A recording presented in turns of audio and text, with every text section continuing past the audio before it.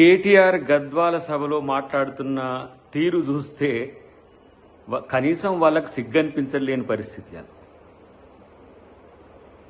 39 మంది ఎమ్మెల్యేలని, 3 ఎంపీలని, 16 మంది పైచిలుకు ఎమ్మెల్సీలను, వివిధ పార్టీలకు సంబంధించిన వాళ్లను బీఆర్ఎస్లో చేర్చుకున్నప్పుడు ఎటుపోయింది మొహం?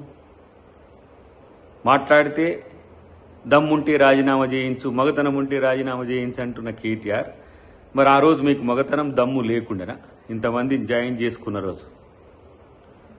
మేము 10 మంది వాళ్ళను ఎమ్మెల్యేలను రాజీనామా చేయించేంత వరకు అమరణ దీక్ష చేస్తా అంటే, ఇక అమరణ దీక్ష అంటే ఇక నువ్వే చేయాలి. ఎందుకంటే గతంలో కేసీఆర్ గారు ఎట్లా అమరణ దీక్ష చేసిందో గట్టనే ఉంటుందేమో నీది కూడా. కానీ హైకోర్టుకు పోయినావు, సుప్రీంకోర్టుకు పోయినావు, సుప్రీంకోర్టు ఒక రూలింగ్ ఇచ్చింది, అది స్పీకర్ దాని మీద చర్చ చేస్తున్నాడు. అయినా కూడా ఈ రెచ్చగొట్టే ధోరణి ఎందుకు అనంటే, ఇవాళ మీ అస్తిత్వం పోతుంది కాబట్టి.